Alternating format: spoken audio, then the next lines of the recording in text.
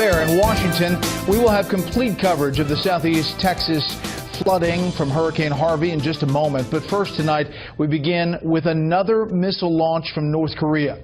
South Korea's news agency now says the North has fired an unidentified type of ballistic missile today, and there are now multiple reports that the missile may have flown over Japan. Seoul, and also a chorus of condemnation has been streaming in from across the world, as you'd imagine, following North Korea's latest missile provocation. Tokyo, in particular, is incensed after it was prompted to warn its local residents to take shelter as the North Korean missile flew over its territory. It's the second time the North has fired a missile over Japan, the last time in 1998, when another rocket violated Japanese airspace before falling into the ocean, like this morning's one did as well. Japan's Chief Cabinet Secretary Yoshihide Suga says this launch was a serious and unprecedented threat to the country and promised to take firm measures without really elaborating on what they may be. Britain's Foreign Secretary Boris Johnson also slammed the regime.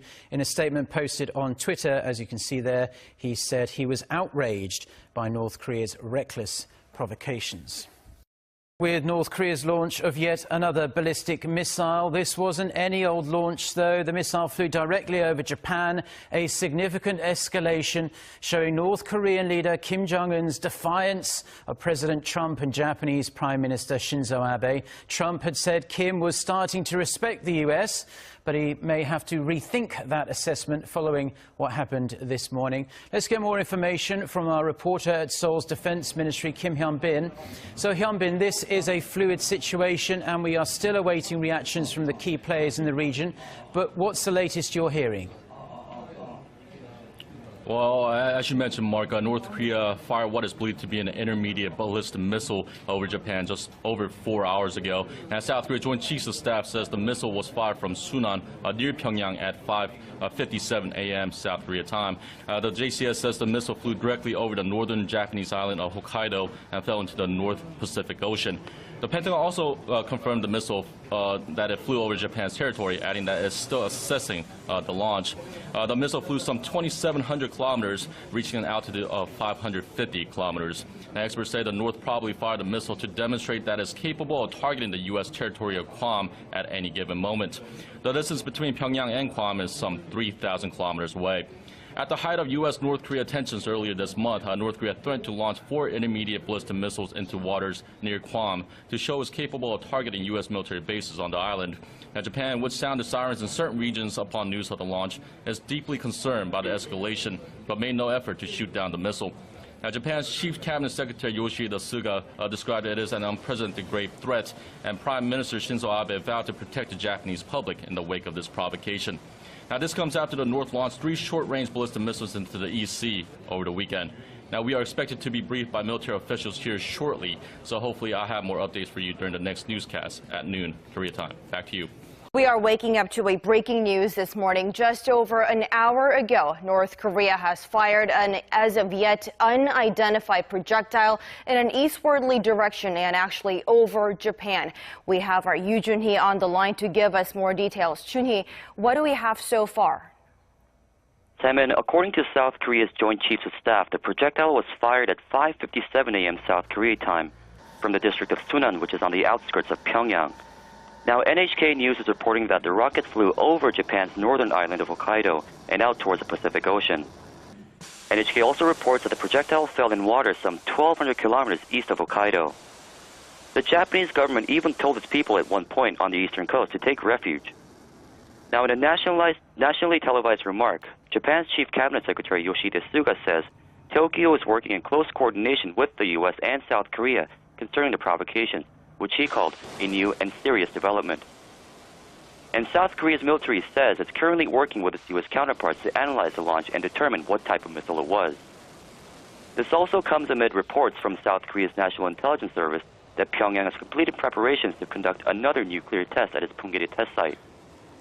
Now, following these developments, South Korea's presidential office of Cheong Wa Dae has convened an emergency meeting of the National Security Council, which has just gotten underway. We'll have more details later for you as they come in. Back to you, Simon. Thank you, Jun-hee, and we will have more on the details and the outcome of the NSC meeting in our later newscast. North Korea firing a ballistic missile that passed over northern Japan early Tuesday morning, according to local media reports. South Korean outlet Yonhap reporting the missile came from near Pyongyang, the seat of Kim Jong-un's government, while Japan's NHK said it passed over northern Japan just after 6 a.m. local time.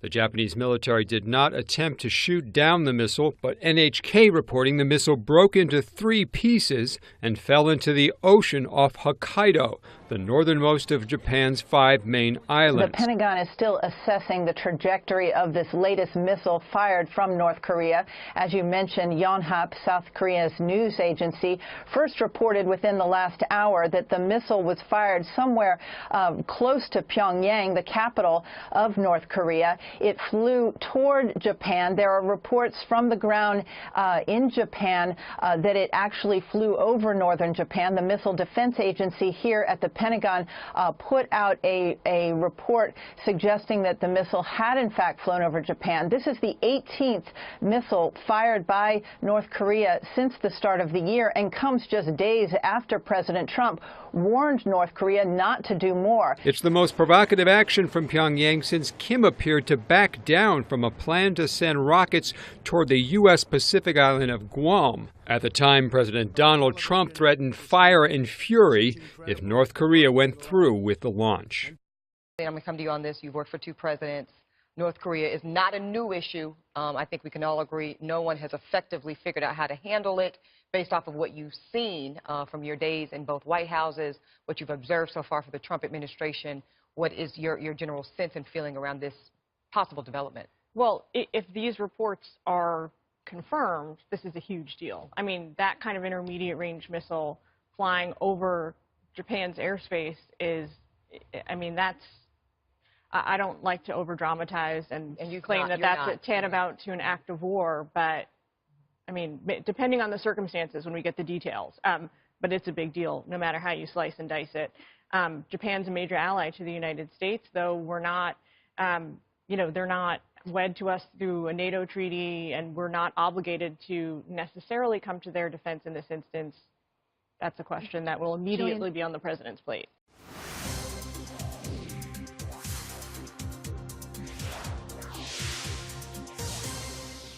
North Korea fires another ballistic missile that directly crosses Japan. Seoul convenes an emergency National Security Council meeting. The South Korean military says a missile flew 2,700 kilometers and came down in waters 1,200 kilometers east of Japan's Hokkaido. The Japanese government told its people to take cover upon news of the missile launch, saying it'll make the utmost efforts to firmly protect its people. President Moon orders the military to further enhance its defense readiness, calling enough capabilities to counter Pyongyang's asymmetrical threats. The Pentagon says North Korea's launch of 3 short-range ballistic missiles over the weekend was a threat, even if they didn't directly endanger the U.S. Seoul issues a special warning on transactions with 20 Chinese, North Korean, and other foreign entities put on the U.S. sanctions list for financially aiding the regime. Jillian, how does this, if you're the White House, how does this change their calculus in dealing with North Korea if the reports are true? I don't know that it will immediately change the president's calculus, but it definitely, it ups the stakes. It doesn't mean that we'd be prepared to, you know, to launch a ground war against North Korea or, you know, sort of escalate the nuclear threat or anything like that. But it's definitely something that will infuriate the president, and rightly so. And it's something that will, I think, cause the United States to really push China a lot harder than they even have been, which has sort of been to the max lately in terms of hedging against North Korea. And a lot of people have been describing this dynamic between President Trump and really previous U.S. presidents as well and Kim Jong-un in that regime as kind of a game of chicken is something that I've heard floated.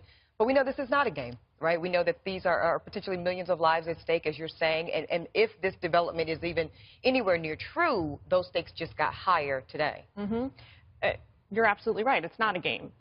It's not a game of chicken. There are real consequences here, millions of lives when you calculate out North and South Korea, Japan, whoever else is in arm's length of the missile or a nuclear missile. But the problem here is that there's no good alternative. So people have been very quick to criticize whoever the president is on this issue. We're not doing enough. We're not being forceful enough. but there are no easy options, and there is nothing that is guaranteed to get us from 0 to 10 on this issue.